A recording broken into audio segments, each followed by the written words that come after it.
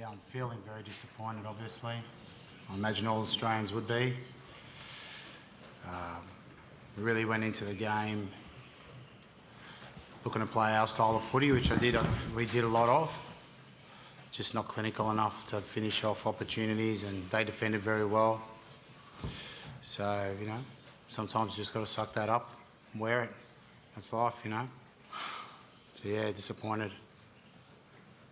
I want to really thank all our fans. We've had great support here, you know, and at home.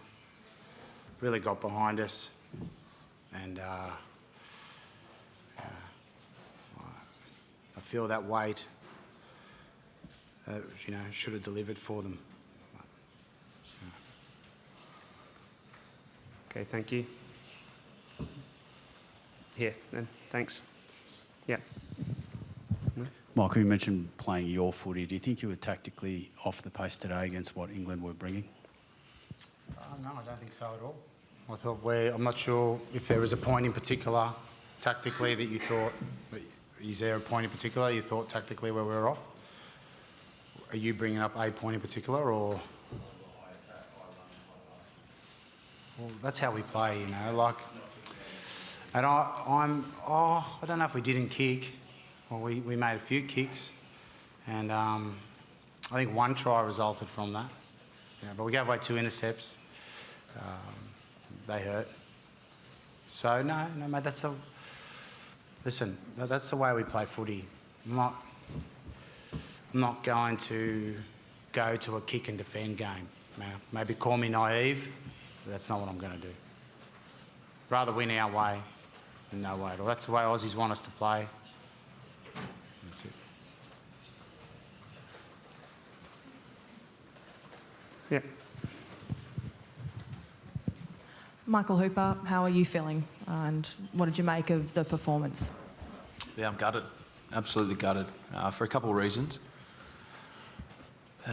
Firstly, you know, there's a lot of people who put a lot of effort, you know, in our team, our staff, our players have been at it for a long time now and emptied the tank.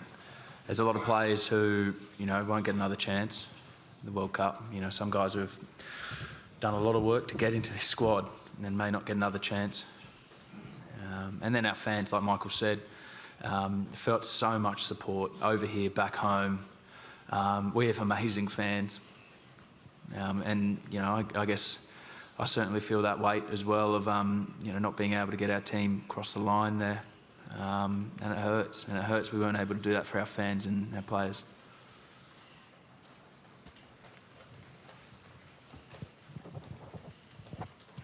Michael, Cheika, are you considering your role as head coach of Australia?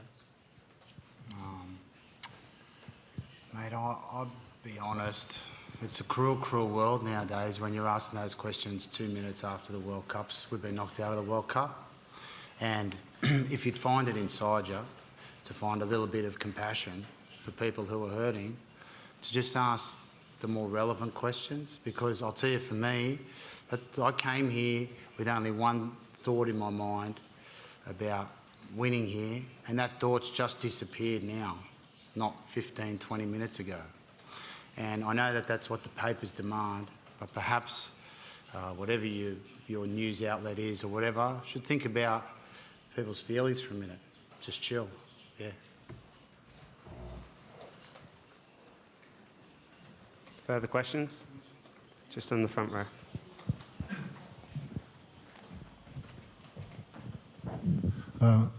Michael Cheika, commiserations. Could you assess England's performance, the quality of the performance that came out of Australia today?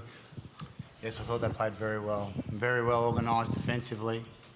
They've obviously got a certain way they play the game. Thought we took a fair bit of their kick out of the game. They weren't able to box kick and pressure as much on us. I thought we handled that part really quite well. But I thought where they were very good was in defence. They were well organised down on the line when we had some moments.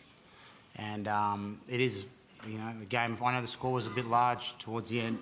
I thought it was still a game of finer margins with a couple of intercepts. But we had our opportunity.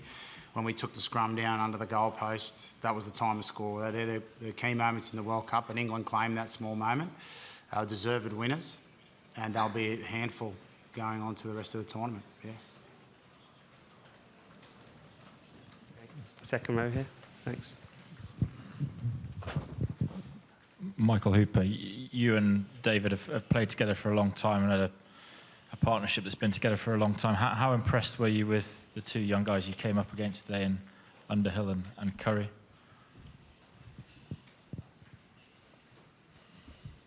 I don't know how to answer that. Wasn't thinking about their performance. It's more focused on us. I don't think they got much turnover ball. They were good in defence. Thought Curry put on some good defensive tackles.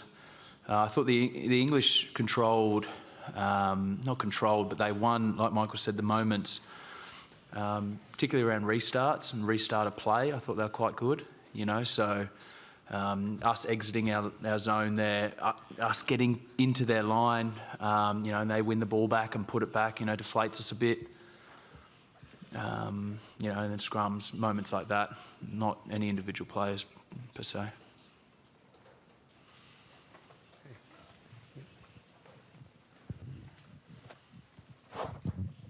Michael, could I have your assessment of Jordan Patea, first big game? I think you will have seen it for yourself. He beat defenders. He certainly didn't look out of place there at all. He took high balls. He caught a restart off of what we went and chased. I thought he was pretty accomplished for his first game in the centre internationally, and then in this type of circumstance, thought he handled himself very well, very well.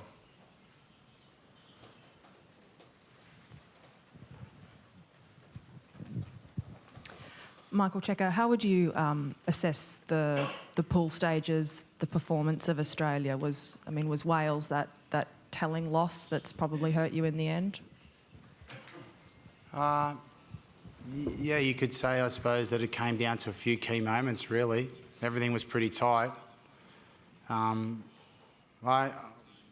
think we've come to the tournament and played, over the last 2 years, we've played our best rugby.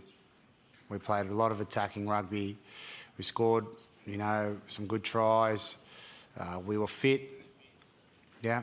And we had, as tends to happen to us sometimes, I think over the last few years, we go hard on the attack, and sometimes we'll encounter intercepts, drop ball. If I look back to the Fiji game, a drop ball, length of the field. The Wales game, intercepts again here. So that's definitely an issue that we would have to work on, how to close that part of the game down, because if you put all those intercepts together, they probably went close to costing us at least one game, if not two. So, yeah, I'm really happy with the way the team played. Obviously, could have played better, without a doubt. But everyone can play better. Maybe just mastering those types of moments is the next step for the team going forward into the next years. Thanks, Michael. We have time for two final questions, one here and one here, so we'll start there. Thanks.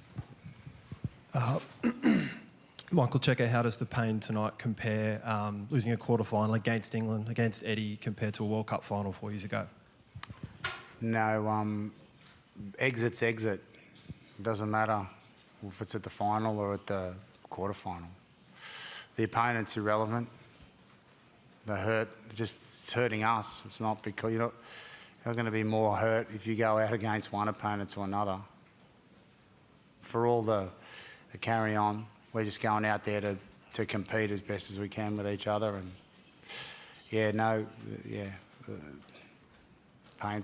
painful either way. Same. Final question here. Michael, appreciate the time frame, but you have said in the past that if you didn't win the World Cup, you wouldn't seek reappointment. Is that still your intention? And if not, what's the time frame that you'll give yourself? Mate, if you appreciate the time frame, why ask the question? Well, when the time comes, I'll tell them. They don't need to know today. It's not going to kill them. Sweet? Thanks. Thank you very much for your time, gentlemen. Thanks. Well done, mate.